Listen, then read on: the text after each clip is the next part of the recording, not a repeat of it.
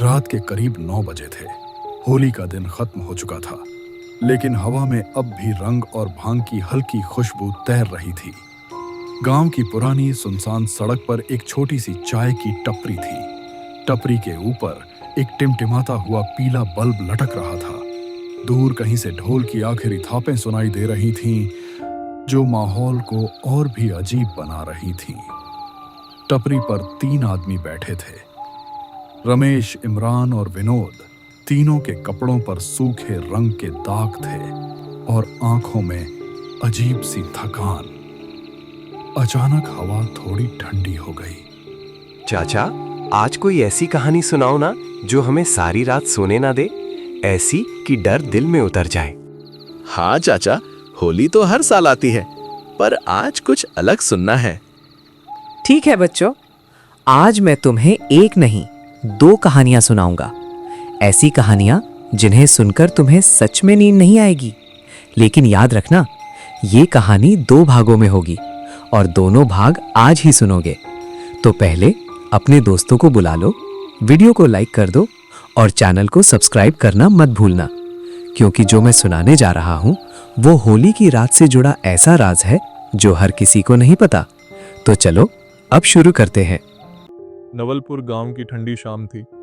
हर तरफ कड़कड़ाती ठंड फैल चुकी थी और इस गांव के बहुत से रहस्य अब भी छुपे हुए थे। गांव में चौपाल के कोने में एक छोटी सी चाय की दुकान थी, जहां गांव के कुछ लोग आया करते थे। आज भी कुछ लोग उस दुकान पर ठंड के मौसम का मजा ले रहे थे। ये तो रोज का नाटक शुरू हो गया है। शाम होते ही बत्ती गुल हो जाती है, रोज रोज। हाँ, बिल्कुल सही कहा। पर जो भी कहो, शाम को इस ठंड में चाय पीने के साथ साथ गपशप करने का मजा ही अलग है। हाँ, एकदम सही बात कही। लेकिन ये क्या, दीनदयाल काका तो आए नहीं अभी तक। दीनदयाल काका से शाम को कहानी सुने बिना कोई मजा ही नहीं आता। अरे क्या बोल रहा है, वो कोई कहानी नहीं, सब सच्ची घटनाएं हैं। अरे छोड़ो यार, मुझे तो नहीं लगता कि वे कोई सच्ची घटनाएं हैं। क्यों, पिछली बार की बात याद नहीं? वो जो दीनदयाल काका बता रहे थे कि चंदन सिंह की जमीन पर एक पुराने कुएं में एक पिशाच रहता था, वो भी भला कहीं हो सकता है? इस दुनिया में आंखों के सामने जो दिखता है उसके बाहर भी बहुत कुछ होता है। तू शायद विश्वास नहीं करता, इसीलिए ये सब कह रहा है। तीनों ऐसी बातें कर रहे थे, तभी एक बुजुर्ग आदमी वहां आ पहुंचता है। क्या हाल है, कैसे हो सब? आज फिर शाम होते ही बत्ती गुल हो गई। अरे वो देखो, दीनदयाल काका आ गए। बैठिए बैठिए काका, आपकी ही बातें कर रहे थे हम तो सोच रहे थे कि आज शायद आप नहीं आओगे। आप नहीं आते तो हमारी गपशप में मजा नहीं आता। मैं तुम लोगों से उम्र में बड़ा हो सकता हूँ, लेकिन तुम्हारे जैसे जवान लड़कों के साथ बैठकर गपशप करने का मजा ही अलग है। उन बूढ़ों के साथ बैठकर दूसरों की बुराई करना मुझे बिल्कुल नहीं भाता। ये लो काका, गर्मा गर्म चाय पियो। वाह, इस ठंडी रात में गर्मा गर्म चाय पीने में मजा आ जाता है।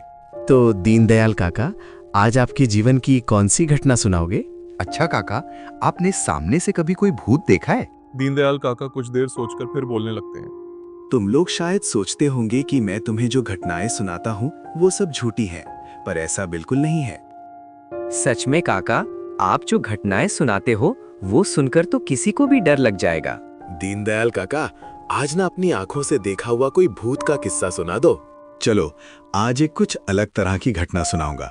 उम्मीद है ये घटना डर के साथ साथ तुम्हारे दिलों को भी छू जाएगी। दीनदयाल काका अपनी कहानी शुरू करते हैं। उस दिन की बात है, तूफानी बरसात की रात थी और पूरे गांव में तेज बारिश हो रही थी। हर तरफ बिजली की कड़क और गरज की आवाज़ें आ रही थी। उसी तूफानी रात को मेरी माँ की तबीयत बहुत खराब हो गई। उनका इलाज और दवा दूसरे गांव में रहने वाले डॉक्टर के पास थी। माँ, मैं अभी जल्दी ही आपकी दवाई लेने जाता हूँ, आप परेशान मत होइए, आप जल्दी ठीक हो जाएंगी। सोमनाथ चाचा हमारे साथ वाले गांव में ही रहते हैं। नहीं बेटा, तुम क्यों इस बरसात में जा रहे हो? मैं ठीक हूँ, कल दवाई खा लूंगी।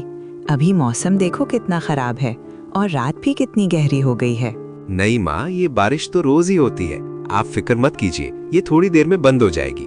मैं जल्दी ही दवाई लेने जा रहा हूँ, रास्ते में अगर कोई रिक्शा मिल गया तो उसी में चला जाऊंगा। उस रात मेरी माँ ने मुझे बहुत रोका, लेकिन मैं अपनी माँ के इलाज के लिए दूसरे गांव की तरफ जाने लगा। बाहर तेज बारिश का सिलसिला जारी था और उस वक्त गांव का एक भी आदमी वहां नहीं था। मैं बस आगे चलता ही जा रहा था। ये बारिश तो और भी तेज हो गई है। मुझे दूसरे गांव तक पहुंचना ही होगा। जो भी हो, मुझे माँ के लिए वहां पहुंचना ही होगा। मैं बस चलता ही जा रहा था। जैसे जैसे रात काली होती जा रही थी, बारिश उतनी ही तेज होती जा रही थी। बारिश की बूंदें मेरे जिस्म पर ऐसे पड़ी रही थीं, जैसे कोई छोटे छोटे छुरे चुभा रहा हो। रात के उस सन्नाटे को चीरते हुए मैं आगे बढ़ता गया। तभी मेरी नज़र आगे एक जगह पर पड़ दी। वहाँ एक आदमी रिक्शा लिए जा रहा था। मैंने ज़ोर से आवाज़ लगाई तो वह रुक गया और मेरे पास आकर खड्डा हो गया। जी भाई, क्या हुआ? कहाँ जाना है? इतनी रात को इस बारिश में यहाँ क्या कर रहे हैं? इस वक्त तो यहाँ कोई जानवर भी नहीं निकला होगा। भाई, मुझे साथ वाले कीर्तिपुर गांव जाना था। वहाँ जो डॉक्टर रहता है उससे अपनी माँ के लिए दवाई लेनी थी। क्या क्या कहा तुमने? तुम्हारा दिमाग ठीक है? इस बारिश में कीर्तिपुर गांव जाने की बात कर रहे हो? लगता है तुम उस गांव की खबरों से अनजान हो। क्या तुम यहाँ नए हो? हाँ, हम यहाँ कुछ समय पहले ही आए हैं, लेकिन आप इस तरह क्यों कह रहे हैं? क्या हुआ वहाँ? क्या बात है? अरे ये पूछो कि क्या नहीं हुआ। तुम ऐसा करो कि इसी वक्त वापस लौट जाओ और इस बारिश की रात में उस गांव की तरफ बिल्कुल भी मत जाना, वरना पछताओगे भाई। बस मैं जा रहा हूं अपने घर, तुम अपना रास्ता नापो। भाई सुनिए तो। वह रिक्शे वाला तो उस जगह का नाम सुनते ही फौरन भाग गया। लेकिन मुझे उस वक्त कुछ भी समझ नहीं आया, क्योंकि मैं अपनी माँ के लिए बहुत परेशान था। इसलिए मुझे तो बस वहाँ जाना ही था। उस आदमी की बातों को नज़रअंदाज करके मैंने दोबारा चलना शुरू कर दिया। मैं जब जा रहा था तभी उस रात की तेज़ बारिश में मुझे एक अजीब सी काली बिल्ली पेड्डाच पर बैठी नजर आई।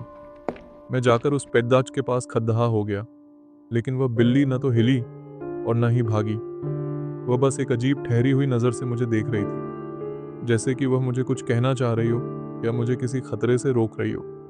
तभी आसमान में बिजली जोर से कड़ीडी अचकी और बारिश और भी तेज होने लगी। मेरा दिल अचानक जोर से धड़कने लगा। मैंने बिना एक पल गंवाए वहां से कदम खींच लिए और जल्दी से दूसरे रास्ते पर चलने लगा।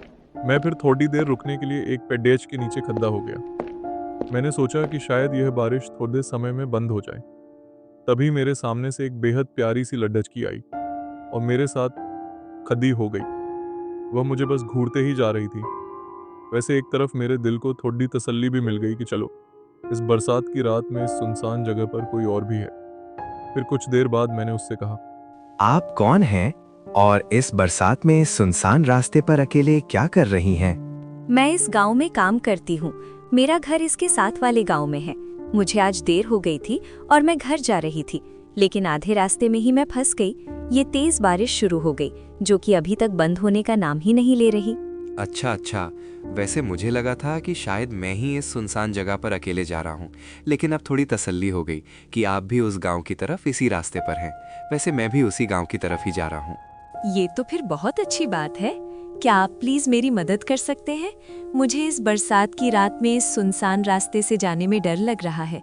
यहाँ पर ना तो कोई रिक्शा है इस वक्त और ना ही कोई टैक्सी। मदद? लेकिन कैसे मदद करूँ मैं आपकी? आप भी उसी गांव की तरफ जा रहे हैं, मेरा घर भी वहाँ है। क्या आप ऐसा कर सकते हैं कि हम साथ में ही वहाँ चलें?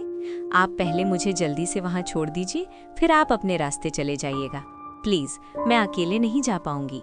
ठीक है, मैं वैसे भी उधर ही जा रहा था। मैं आपको हिफाजत से घर छोड़ दूंगा, फिर मैं अपने काम के लिए चला जाऊंगा। आपका बहुत बहुत शुक्रिया। अब मैं और वह लड्डचकी उस तेज बारिश में साथ में ही सफर करने लगे। पूरे रास्ते में बारिश की बूंदें तेजी से हमारे जिस्म पर पड़ रही थीं। रास्ता और भी सुनसान हो गया था और चारों तरफ अंधेरा फैला हुआ था।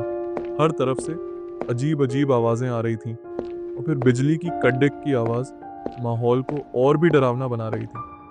जब मैं और वह लड़की जा रहे थे, तभी आधे रास्ते में मुझे एक अजीब से जानवर की चीख सुनाई दी। वह आवाज इतनी डरावनी थी कि उसकी गूंज पूरी जगह में फैल गई। अरे, ये खौफनाक आवाज! अब तो मुझे लग रहा है कि उस गांव जाते हुए माहौल और भी डरावना हो रहा है। ये माहौल कैसा भयानक होता जा रहा है और ऊपर से ये जानवरों की आवाजें। उफ, ये उस गांव की तरफ जाने वाला रास्ता सच में बहुत सुनसान है। मुझे भी इसीलिए अकेले डर लग रहा था, लेकिन ये तो अच्छा हुआ कि हम दोनों साथ में जा रहे हैं। मेरा डर भी थोड़ा कम हो गया। तभी चलते चलते अचानक मुझे वहाँ पेड्डों के सामने एक अजीब साया नजर आया, जैसे कोई वहाँ खड़ा हो। लेकिन जब हम धीरे धीरे करीब पहुँचे तो बिजली की कड़क के साथ ही वह गायब हो गया। वह लड़की तो बस चुपचाप आगे जा रही थी, लेकिन मैं रुककर उससे बोला, ये साया देखा आपने? यहाँ कोई खड़ा था, लेकिन अब तो कुछ भी नहीं है। नहीं तो, मैंने तो कुछ नहीं देखा, वहाँ तो कुछ भी नहीं था। आपको बस वैसे ही वहम हुआ होगा। उस लड़की की यह बात सुनकर मैं थोड़ा हैरान हो गया, और एक तरफ मुझे भी लगा कि शायद यह मेरा ही वहम था।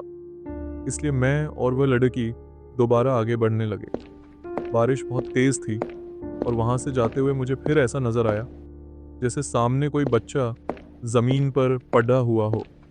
लेकिन जब हम करीब पहुँचने लगे तभी बिजली की तेज आवाज़ के साथ वहाँ भी कुछ नहीं था। लेकिन इस बार मैंने उस लड़की से कुछ नहीं कहा, क्योंकि मुझे लगा कि शायद इस बार भी ये मेरा ही वहम हो, क्योंकि वह लड़की इस बार भी बिल्कुल खामोश थी। हम दोबारा चलने लगे। पूरी जगह सुनसान थी और बारिश से भरी हुई। थोड़ी देर बाद मैं और वह लड़की उसके घर तक पहुंच गए। उसका घर मुझे बहुत अजीब और सुनसान लगा। मैं उसके घर को थोड़ी देर तक देखता रहा। ये लीजिए, मेरा घर आ गया। आपका बहुत बहुत शुक्रिया कि आपने मेरी मदद की।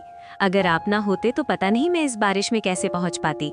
नहीं, कोई बात नहीं, बस आपको खैरियत से यहाँ पहुँचा दिया। अब मैं अपनी मंजिल की तरफ चलता हूँ, मुझे पहले ही देर हो चुकी है। रुकिए, आप ऐसे नहीं जा सकते। मेरा मतलब है कि आप थोड़ी देर यहीं रुके। मैं आपके लिए छतरी लेकर आती हूँ।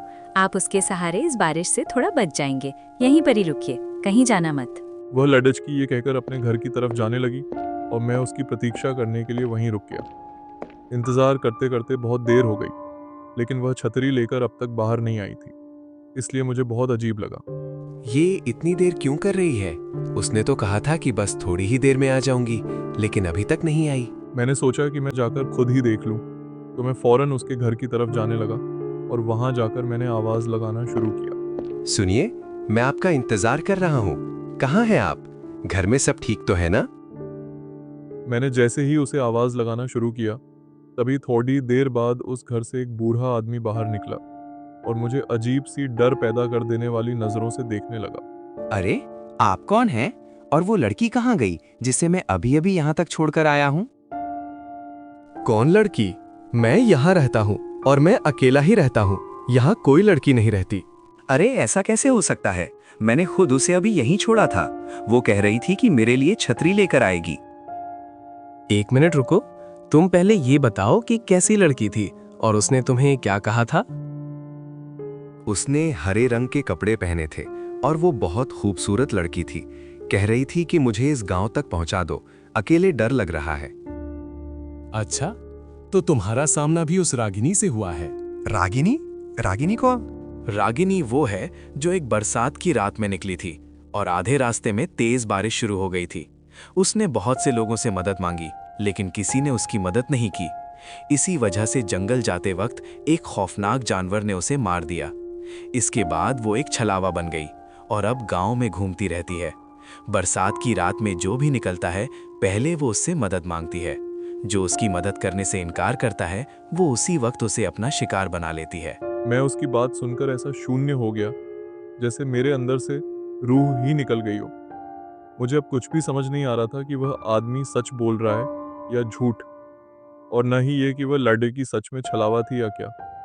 मैंने और कुछ नहीं सोचा और जल्दी से वहां से जाने लगा। मैंने उससे एक भी बात नहीं की और बस वहां से निकल गया। लेकिन तभी चलते चलते जो मैंने देखा, उसे देखकर मेरे पैरों तले जमीन खिसक गई। मेरे सामने वही लड़की हवा में खड़ी थी। उसके पैर जमीन पर नहीं थे। वह मुझसे कुछ कहने लगी। आपका बहुत बहुत शुक्रिया। आपने मुझे घर पहुंचाया और मेरी मदद की। मैं पहले तो बहुत ज्यादा डर गया था, लेकिन उसकी मासूम आवाज और उसके साथ जो हुआ था, उससे मेरा डर खत्म हो गया था। मुझे आपके बारे में पता चला, आपके साथ बहुत बुरा हुआ। तुम्हें जो बताया गया है वो सिर्फ आधा सच है, पूरा सच तुम्हें नहीं पता। क्या सच? कैसा सच? अगर आपको किसी जानवर ने नहीं मारा तो क्या हुआ था आपके साथ? उसका सच जानकर मानो मैं थम सा गया।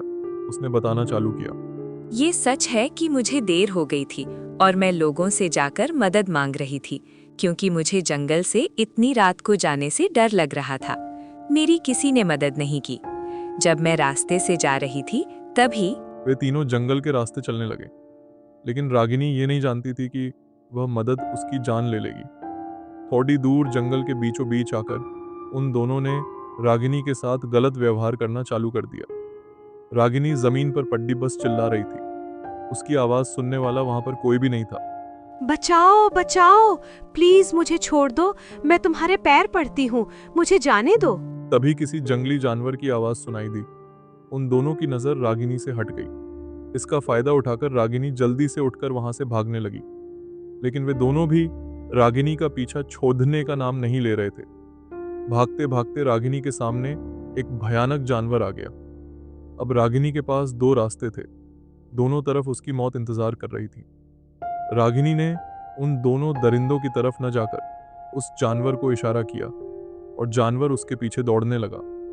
रागिनी जानबूझकर उस जानवर को उन दोनों की तरफ ले गई और उस जानवर ने तीनों पर हमला करके उन्हें मार दिया।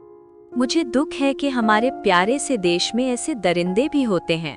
आपको अब मुक्ति कैसे मिलेगी? मैं क्या कर सकता हूँ आपके लिए, मुझे बताइए। आपको जो करना था आपने कर लिया है। मुझे लगा था कि आप भी उन लोगों की तरह मेरे साथ गलत व्यवहार करेंगे, लेकिन आप बहुत अच्छे हैं। मेरा सच आपको बताकर अब मुझे मुक्ति मिल जाएगी। आपका बहुत बहुत शुक्रिया। आप डॉक्टर के लिए आए थे ना? अब आप घर जाइए, आपकी मम्मी ठीक हो जाएंगी। मैं वहां से घर की तरफ निकल गया। घर आकर देखा तो मेरी मम्मी ठीक हो गई थी। अगर सोचो, मैं उस रात उस लड़की की मदद ना करता तो मुझे खुद नहीं पता कि मेरे साथ आखिर क्या होता, लेकिन मैं बच गया और आज यहाँ बैठकर तुम्हें ये किस्सा सुना पा रहा हूँ। शाम रामगढ़ गांव के 3 युवक एक विशाल बरगद के पेड़ के नीचे बैठे आपस में गपशप कर रहे थे। यह उनके रोजाना के ड्रामे की शुरुआत थी। हर शाम बिजली गुल हो जाती थी। हाँ, तुम बिल्कुल सही कह रहे हो। पर भाई तुम कुछ भी कहो, ये अंधेरी शामें पकौड़े खाते हुए बातें करने के लिए सबसे बेहतरीन समय होती हैं। बात तो तुम्हारी एकदम सच है, पर ये क्या, अभी तक विश्वनाथ चाचा नहीं आए? उनके बिना शाम की महफिल में कहानियों का मजा ही नहीं आता। अरे तुम क्या कह रहे हो? वो कहानियां नहीं होती, वो सब सच्ची घटनाएं होती हैं। ओह, रहने भी दो, मुझे नहीं लगता कि वे सच है। क्यों? तुम्हें ऐसा क्यों लगता है? मुझे याद है पिछली बार उन्होंने क्या कहा था। विश्वनाथ चाचा हमें उस पिशाच के बारे में बता रहे थे जो नीलगंज वाली बावड़ी में रहता है। हो सकता है कहीं ना कहीं पिशाच होते हों। इस दुनिया में हमारी आंखों के सामने जो दिखता है उससे कहीं ज्यादा बहुत कुछ छिपा है। शायद इसे यकीन नहीं है, इसीलिए ये ऐसी बातें कर रहा है। तीनों इसी तरह बहस कर ही रहे थे कि तभी एक बुजुर्ग वहां पहुंचे।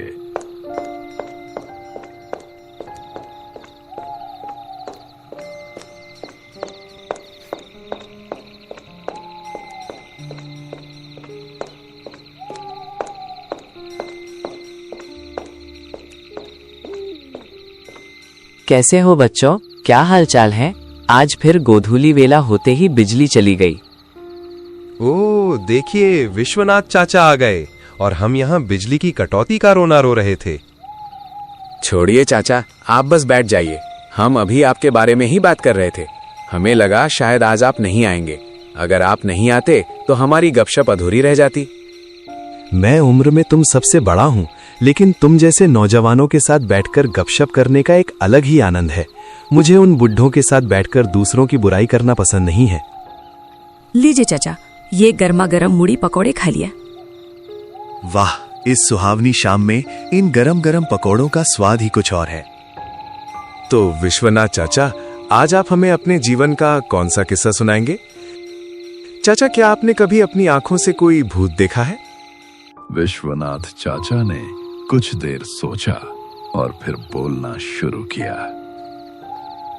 तुम्हें लग सकता है कि जो घटनाएं मैं तुम्हें सुनाता हूं वे सब मनगढ़ंत हैं, पर ऐसा बिल्कुल नहीं है।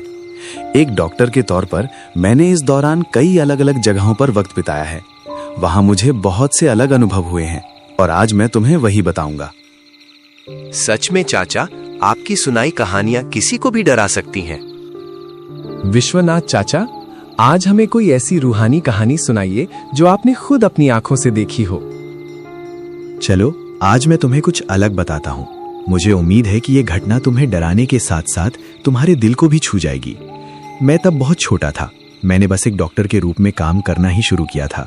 मेरी पोस्टिंग चंदनपुर नाम के एक गांव में हुई थी। वो गांव शहर से काफी दूर था। वहां अभी तक बिजली ठीक से नहीं पहुंची थी। मुझे वो जगह पसंद आई। वहां के लोगों ने चंद दिनों में ही मुझे अपना बना लिया था। उस दिन गांव के 2 लोग डॉक्टर साहब से मिलने आए थे।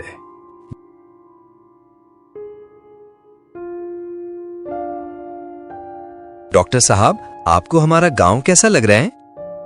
ये बहुत अच्छी जगह है। आपका गांव बहुत शांत और सुंदर है। तो डॉक्टर साहब, क्या आपको यहाँ रहने में कोई परेशानी हो रही है? अगर आपको किसी चीज की जरूरत हो तो कृपया हमें बताएं।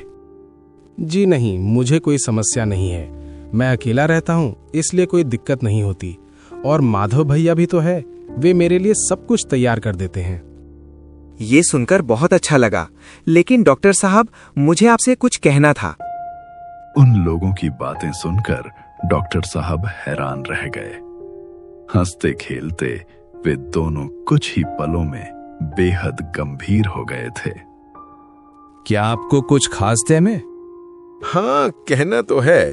दरअसल आप गांव के बिल्कुल आखिरी छोर पर रहते हैं, इसीलिए मैं कह रहा हूं कि ये जगह बहुत अच्छी नहीं है। क्यों? आप ऐसी बातें क्यों कर रहे हैं? अंधेरा होने के बाद ज्यादा बाहर मत निकला कीजिए और कोशिश करें कि शाम ढलने से पहले अस्पताल से घर लौट आएं। आपके क्वार्टर के पीछे वाली सड़क जो जंगल की ओर जाती है, उसकी साख बहुत खराब है डॉक्टर साहब। खराब साख का मतलब? क्या वहां जान का खतरा है? डॉक्टर साहब, अगर उन्हें रात में उस सड़क पर कोई अकेला मिल जाता है तो वे उसे छोड़ते नहीं हैं, यहाँ तक कि पीट पीट कर अधमरा कर देते हैं। ये तो भयानक बात है। पुलिस कुछ क्यों नहीं कर रही? वे तभी कुछ करेंगे जब वे उन्हें पकड़ पाएंगे, इसलिए आपको खुद सावधान रहना चाहिए। अब मुझे समझ आया कि माधव भैया शाम ढलने से पहले ही सारा काम खत्म करके क्यों चले जाते थे। उस दिन उनकी बातचीत सुनने के बाद डॉक्टर साहब बहुत सतर्क हो गए। वे बहुत जरूरी होने पर ही शाम के बाद घर से बाहर निकलते थे और अस्पताल का काम खत्म करके सूरज ढलने से पहले घर आ जाते थे। उस दिन बहुत काली रात थी। आसमान घने बादलों से ढका हुआ था। दिन भर का काम निपटाकर मैं जल्दी खाना खाकर सो गया। अचानक एक आवाज ने मुझे गहरी नींद से जगा दिया।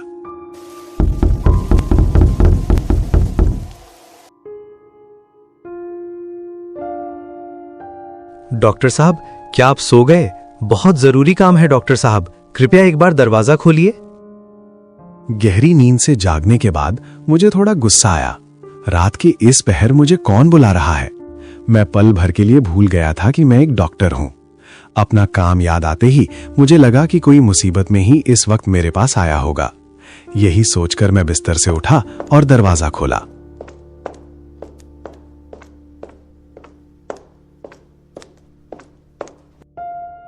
दरवाजे पर एक अधसोया सा आदमी खड़ा था। वह गांव का ही लग रहा था, पर डॉक्टर साहब उसे पहचान नहीं पाए। तुम कौन हो? इतनी रात गए यहाँ क्या कर रहे हो? डॉक्टर साहब, क्या आप थोड़ी देर के लिए मेरे साथ मेरे घर चल पाएंगे? इतनी देर रात को? हाँ डॉक्टर साहब, मेरी माँ बहुत बीमार है। वे बिस्तर से उठ भी नहीं पा रही हैं। ऐसा है क्या?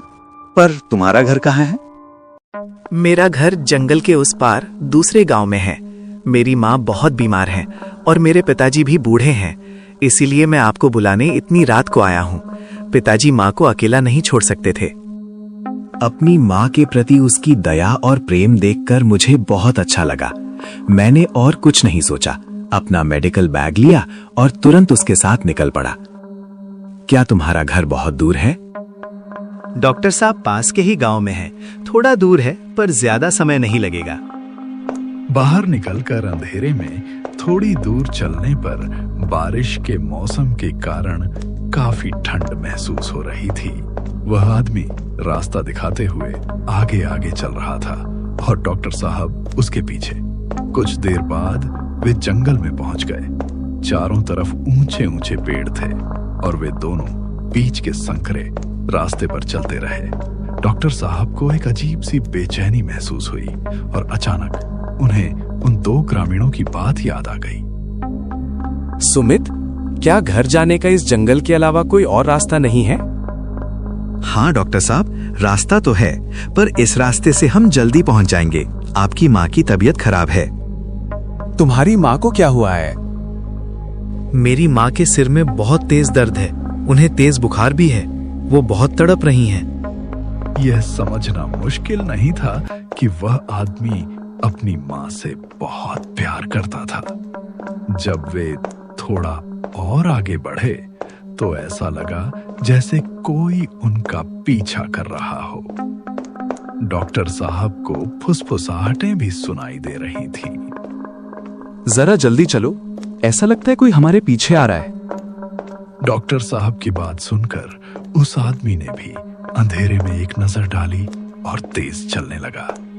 वे इतनी तेज चल रहे थे कि उनके पीछे चल रहे उन दो सायों की रफ्तार भी बढ़ गई।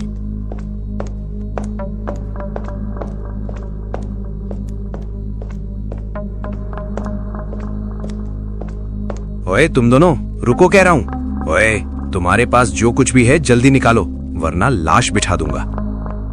मेरे पास कुछ नहीं है और जो मेरे साथ हैं उनके पास भी कुछ नहीं है। इनकी माँ बीमार है। मैं उन्हें देखने जा रहा हूँ। हमें जाने दो। तेरी माँ सच में बहुत बीमार है। मर जाने दे उसे, हमें क्या फर्क पड़ता है। अचानक उन गुंडों की चीखें सुनाई दी। ओ मेरे भगवान, बचाओ मुझे, ये क्या हुआ? वे दोनों गुंडे चिल्लाते हुए भाग गए। ये दोनों गुंडे चीखते हुए क्यों भागे? उन्हें शायद अपनी गलती का एहसास हो गया होगा और वे चले गए। अब आप जल्दी चलिए डॉक्टर साहब, बहुत देर हो रही है। पता नहीं माँ कैसी होंगी। डॉक्टर साहब और सुमित थोड़ी ही देर में सुमित के घर पहुंच गए।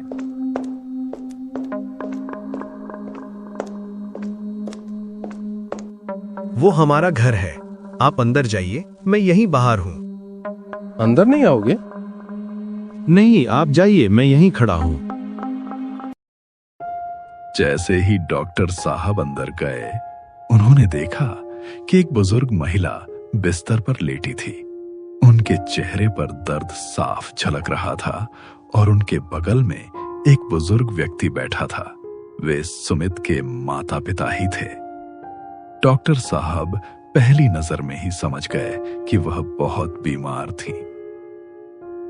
डॉक्टर साहब, मैं बता नहीं सकता है कि आप यहाँ आकर हम पर कितना बड़ा उपकार किया है। स्थिति इतनी गंभीर थी कि मैं उन्हें अस्पताल ले जाने की हिम्मत नहीं जुटा पा रहा था। इन्हें बहुत तेज बुखार है।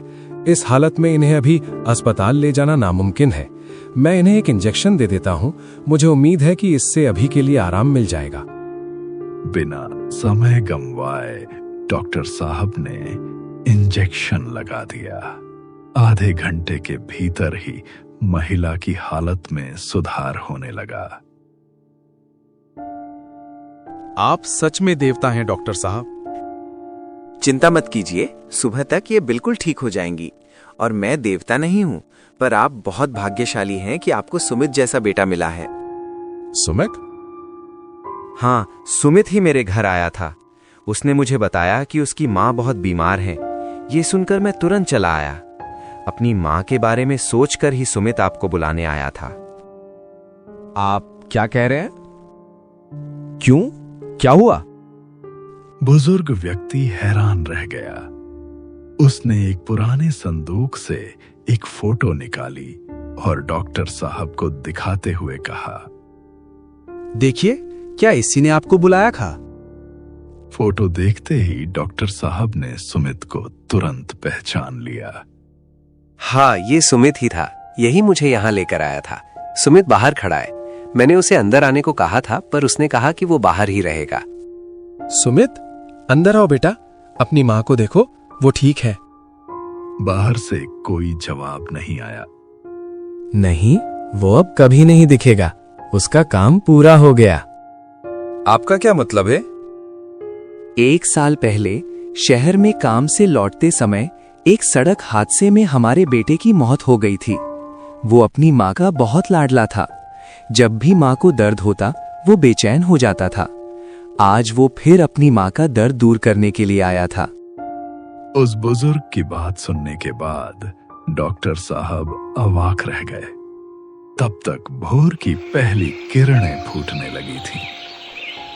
सच्चे बेटे कभी नहीं मरते, वे मर ही नहीं सकते। ये वही सच्ची घटना थी जो उस दिन मेरे साथ घटी थी और मैंने तुम्हें बता दी। मानो या ना मानो, ये पूरी तरह तुम पर निर्भर है, लेकिन मैं इतना जरूर कहूंगा कि हर घर में एक ऐसा बेटा होना चाहिए जो हमेशा अपने माता पिता के साथ रहे। वे तीनों युवक और कुछ नहीं कह सके। वे खामोशी से सुमित के उस निस्वार्थ चेहरे की कल्पना करने लगे।